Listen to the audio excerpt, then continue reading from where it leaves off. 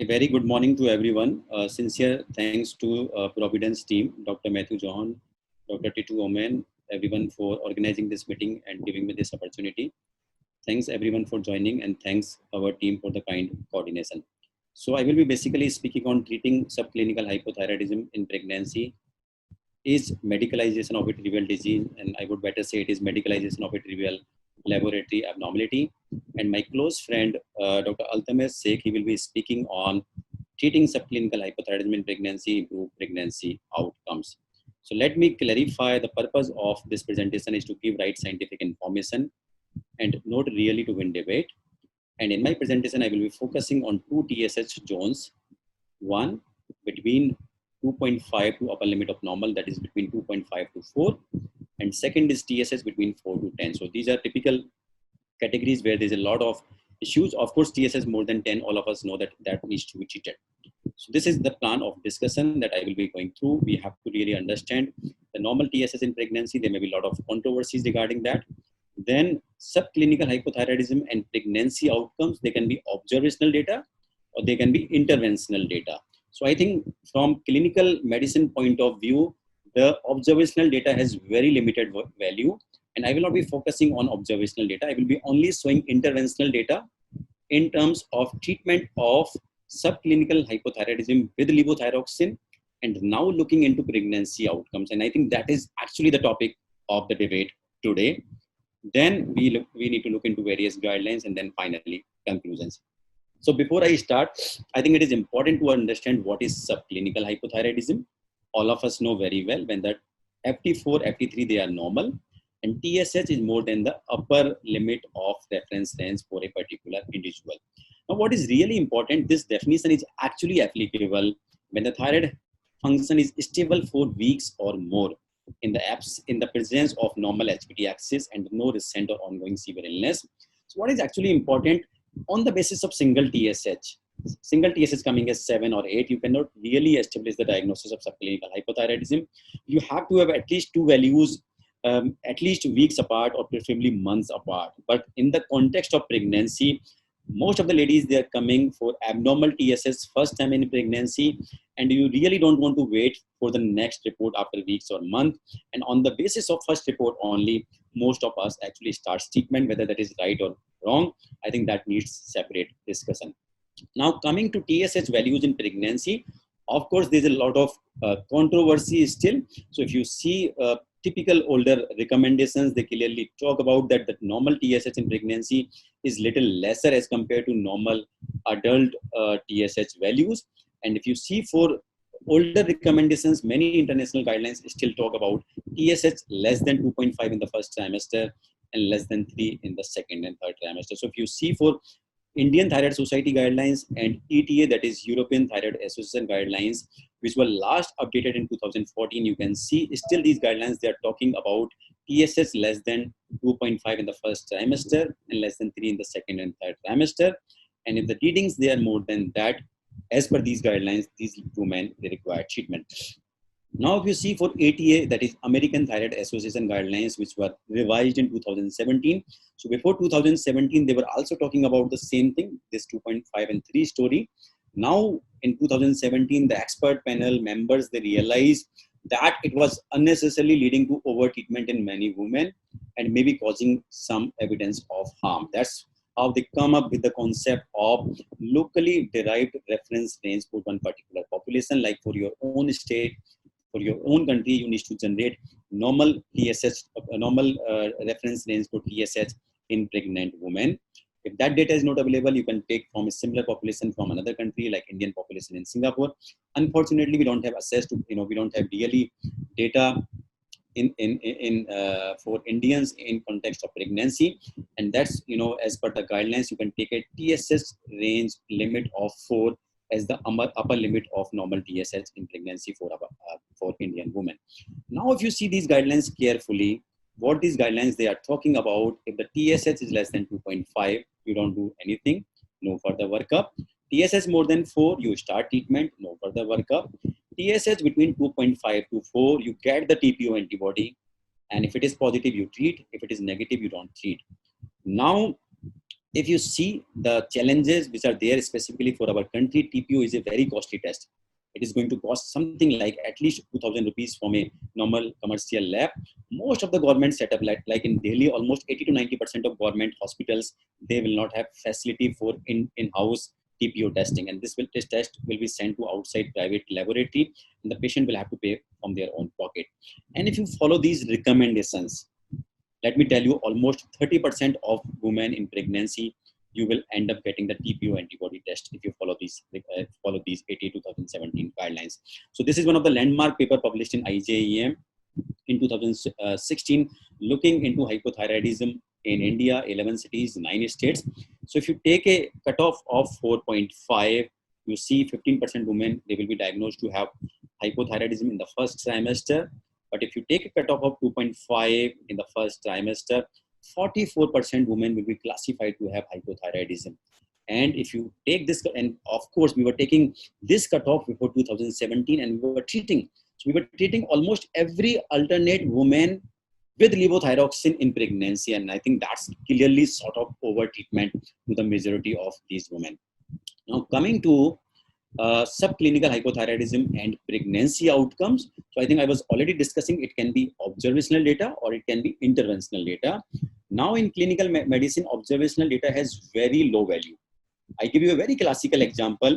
We all know there's a clear observational data, multiple studies, meta-analysis. Low HDL is a strong risk factor for high cardiovascular disease. But interventional data has never shown that if you increase this HDL by pharmacotherapy, you can decrease the risk of cardiovascular disease. And in fact, clinically, you don't treat low HDL by pharmacotherapy because interventional data has clearly failed.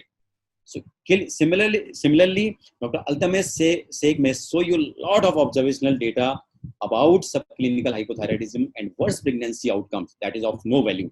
We have to primarily see interventional data, treating this subclinical hypothyroidism with levothyroxine and now looking into pregnancy outcome. Let me tell you, all interventional data has failed in terms of any benefit, whether this is maternal outcome, pregnancy outcome, neonatal outcomes, or childhood outcomes. So if you see this, one of the landmark study published in NEJM in 2017, treatment of subclinical hypothyroidism in pregnancy. This was a multi-center RCT by our National Institute of Health, USA. So here you see the criteria. It was TSS more than 4, not even 2.5. And if you see treatment as compared to no treatment, there was no evidence of any benefit in any of the outcome, whether it was child's IQ at 5 years of age, any pregnancy outcome, whether it is preterm delivery, gestational hypertension, preeclampsia, gestational diabetes, placental abruption, or any of the neonatal outcome.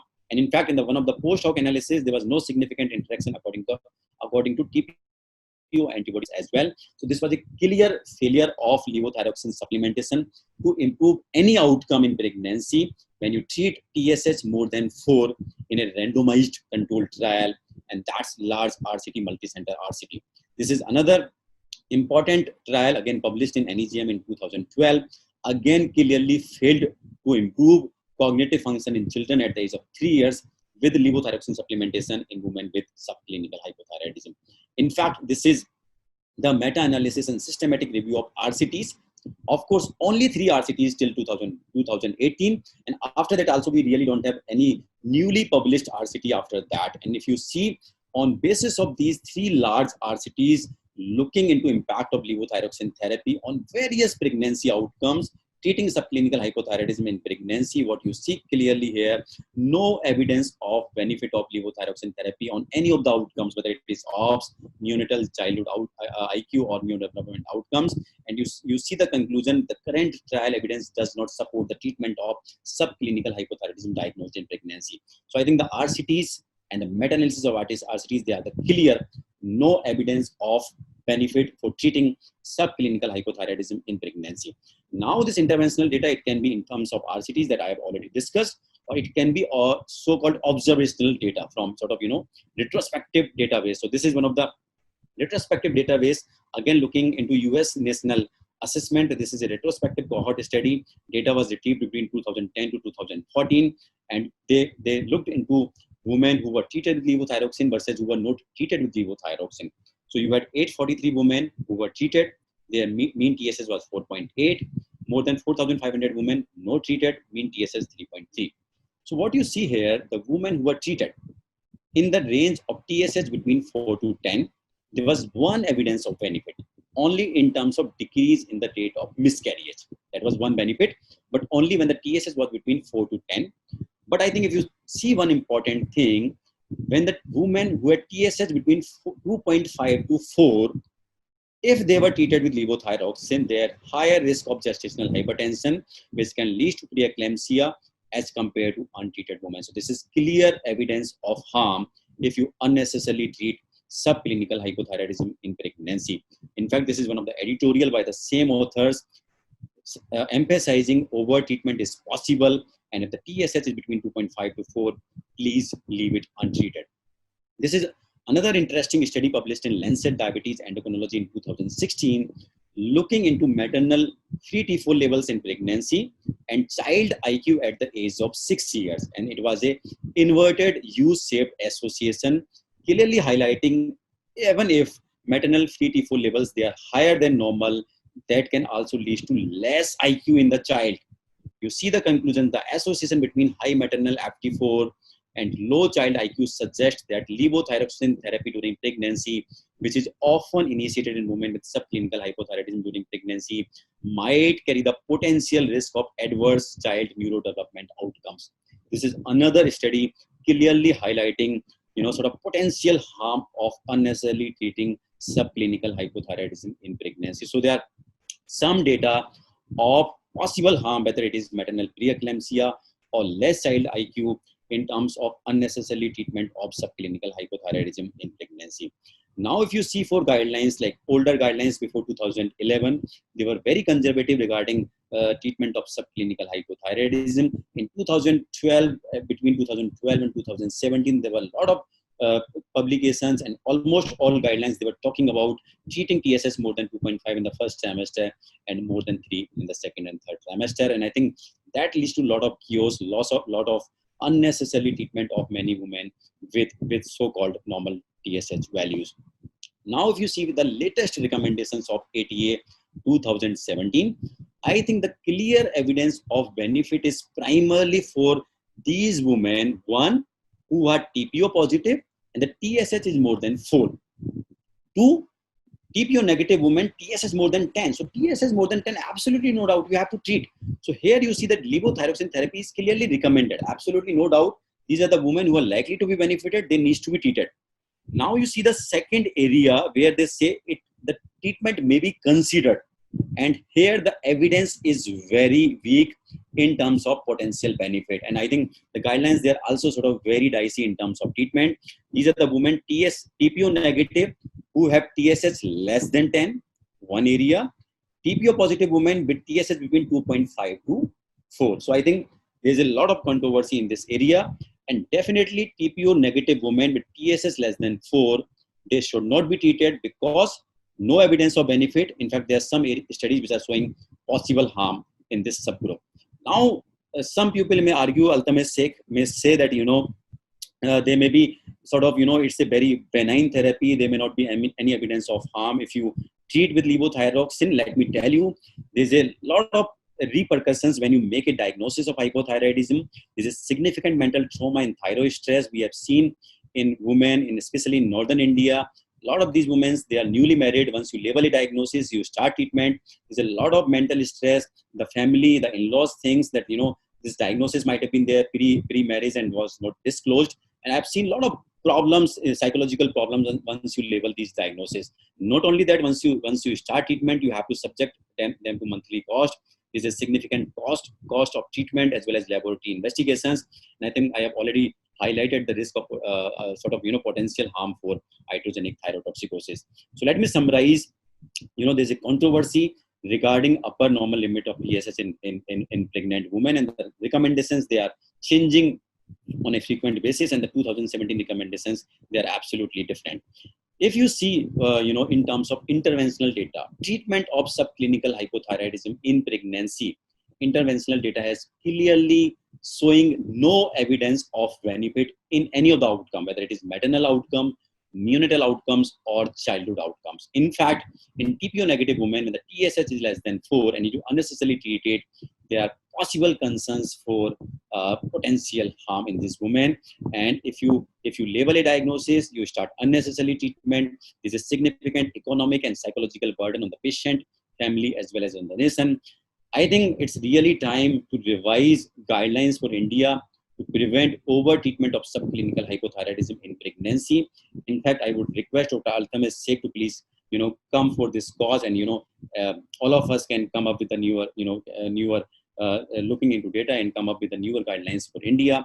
And then finally, I would say treating subclinical hypothyroidism in pregnancy in majority of cases is really medicalization of a trivial disease, not other disease. It is medicalization of a trivial laboratory abnormality. Thank you very much.